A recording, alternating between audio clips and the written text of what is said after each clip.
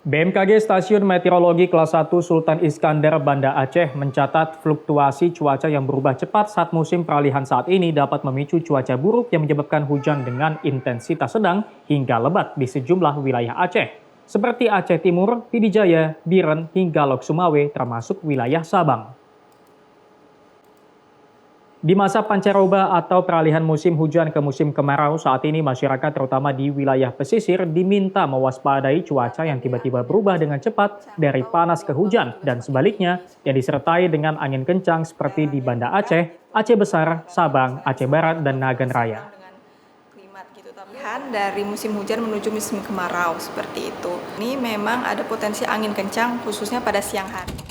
Masyarakat juga diimbau agar berhati-hati jika melakukan aktivitas di luar ruangan. Mustajab Kompas TV, Banda Aceh, Aceh.